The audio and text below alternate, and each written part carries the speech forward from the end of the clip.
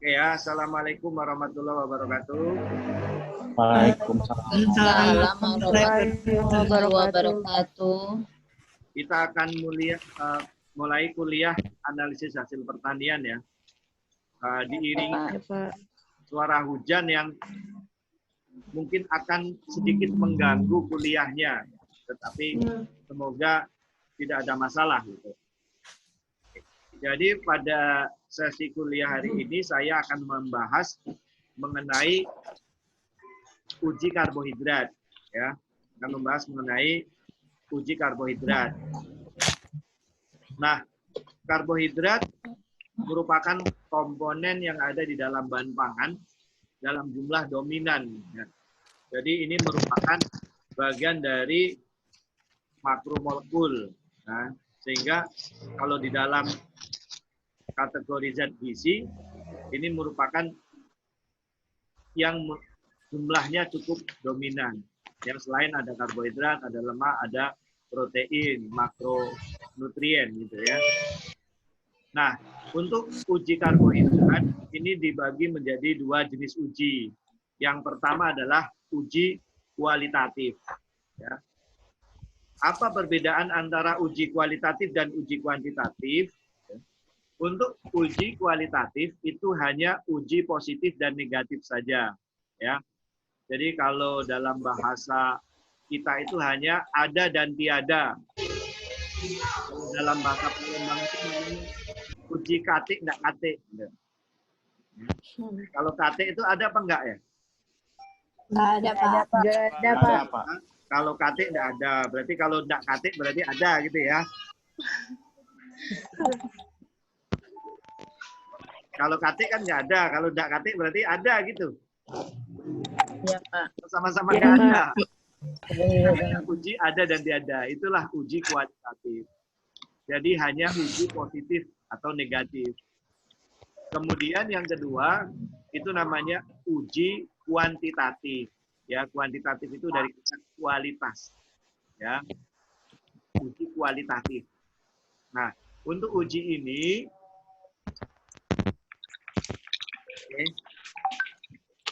untuk uji kuantitatif itu namanya uji kadar, ya, uji kadar.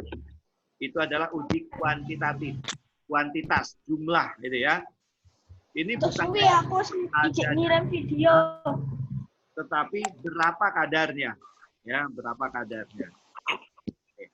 Jadi bagi yang di rumahnya sedang berisik, mungkin speakernya bisa dimatikan, ya, bisa di-mute-kan supaya tidak pada ribut, gitu ya. Ya, Pak. Ya, Pak. Ada uji kualitatif, ya, ada uji kualitatif. Ya, untuk uji kualitatif itu hanya uji positif negatif.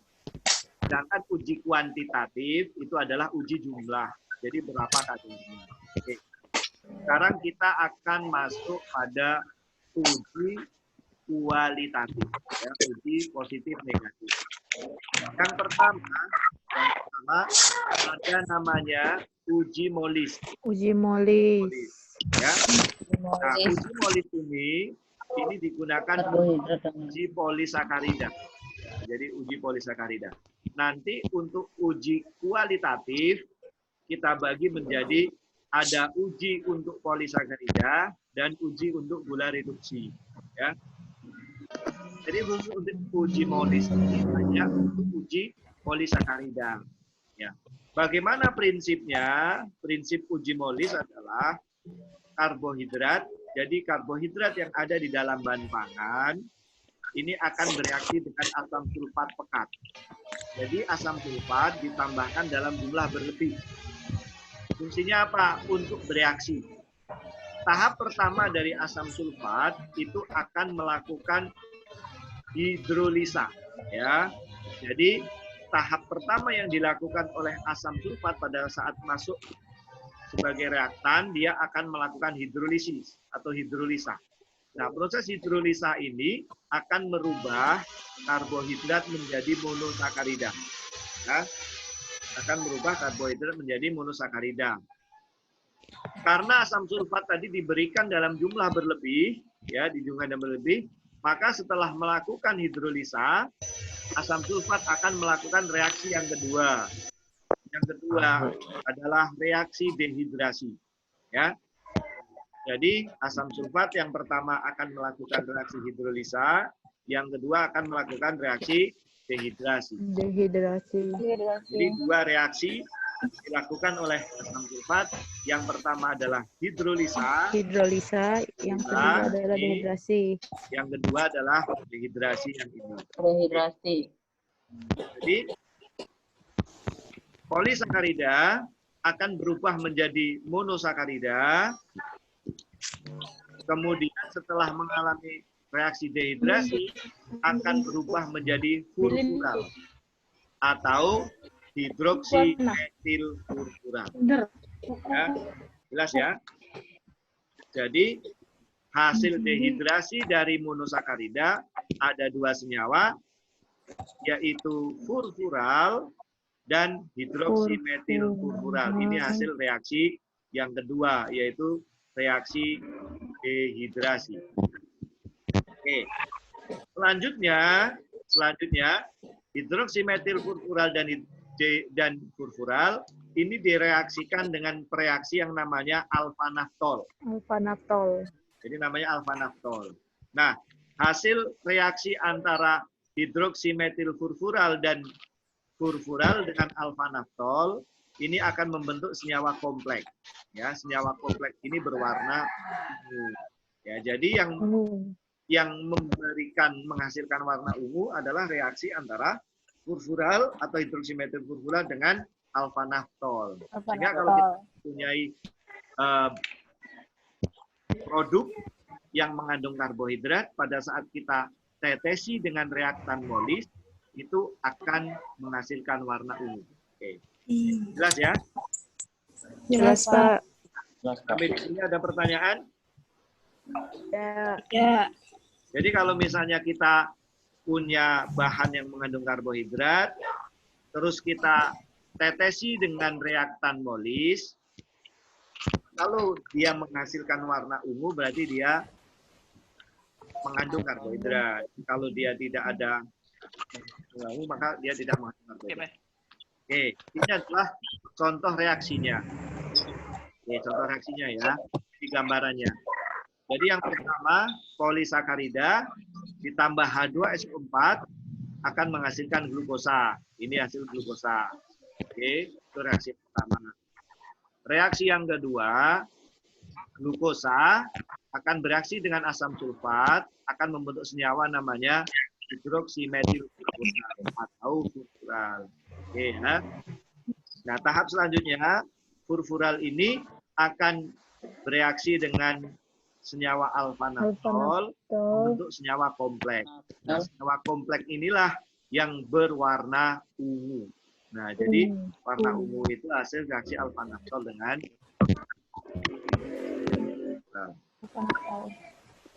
Oke. Yang kedua adalah uji antron. Ya. Yang kedua uji antron. Uji antron ini juga merupakan uji polisakarida. Ya, jadi uji antron adalah untuk uji polisakarida. Bagaimana prinsipnya? Bahan bakunya adalah sama, jadi karbohidrat. Reaktannya juga sama, asam sulfat. Ya, asam sulfat pada saat ketemu polisakarida, dia akan sama-sama melakukan dua reaksi. Yang pertama adalah hidrolisa, yang kedua reaksi dehidrasi. Dan hasilnya adalah sama, furfural dan hidroksimetil furfural. Perbedaannya antara uji antron dan uji molis terletak pada reaktannya. Ya, kalau pada uji molis tadi menggunakan alfa-naftol dan hasilnya adalah berwarna ungu, sementara uji antron ini dia menggunakan 9,10 dihidroksi 9 oktantrasen. Nah, jadi 9,10 dihidroksi 9 oktantrasen ini akan bereaksi dengan furfural atau hidroksimetilfurfural akan menghasilkan senyawa yang berwarna biru Biru kehijauan. kehijauan. Ini adalah hasil reaksi furfural atau hidroksimetilfurfural dengan reaktan antron. Jelas ya? Jelas, Pak. Jadi, uji antron ini penemunya Pak Anton, ya. Supaya ini namanya ganti antron. Nanti kalau nanti anak atau cucu Anda nanti ada yang kuliah terus ada namanya uji Sumitra, nah itu berarti saya.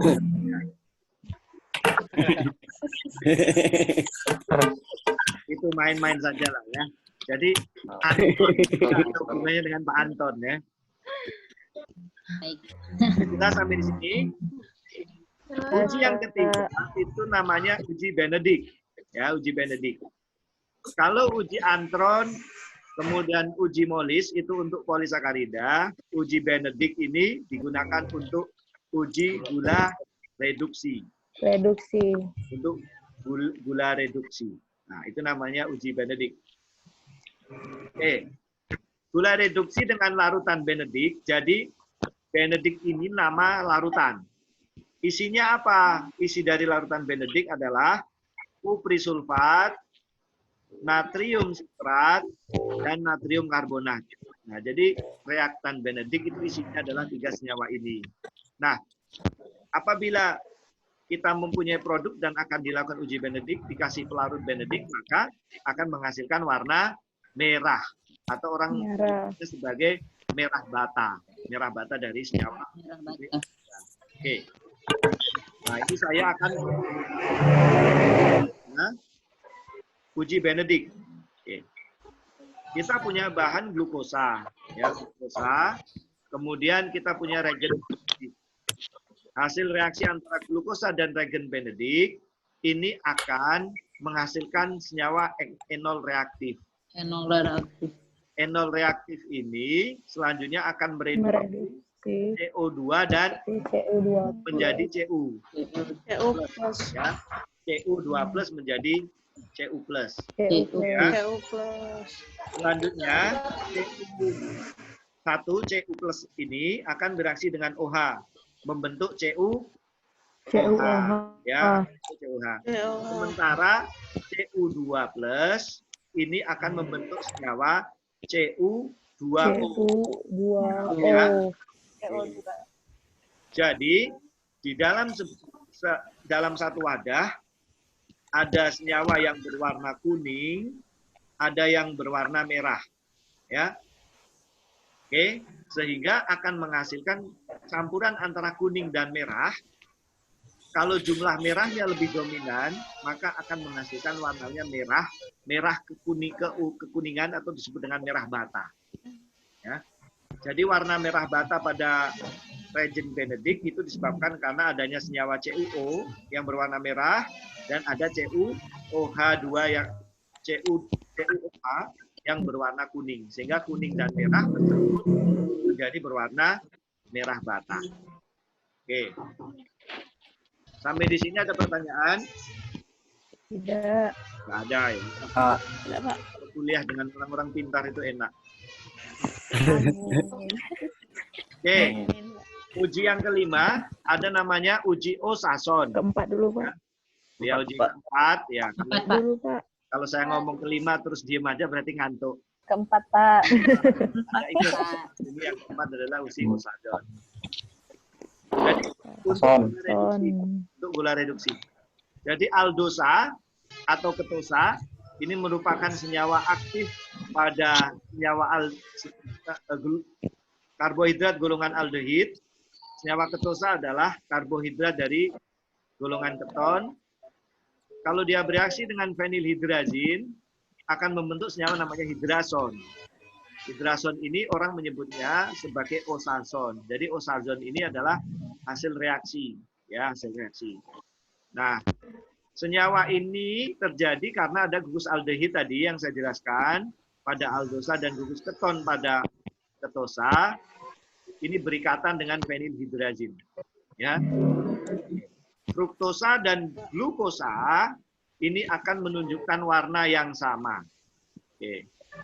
Jadi kalau nanti ada ujian terus ditanya fruktosa sama glukosa pada saat dilakukan dengan uji ozon akan menghasilkan warna apa?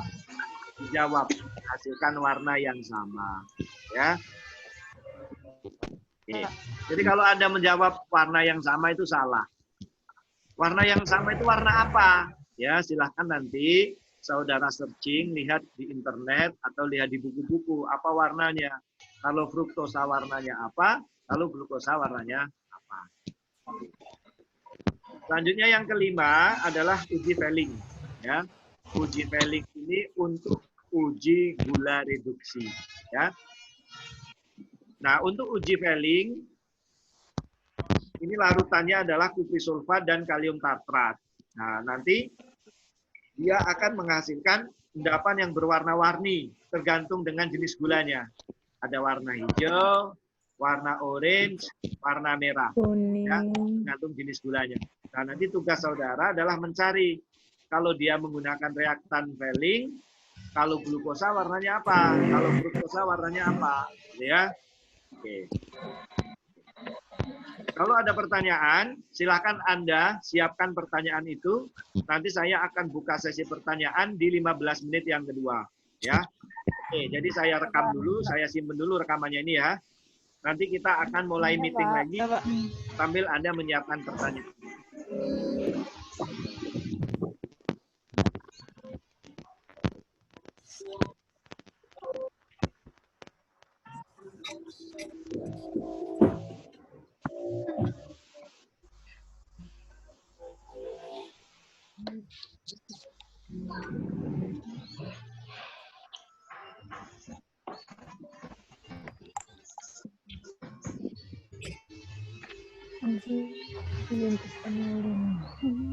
Nggak bisa keluar.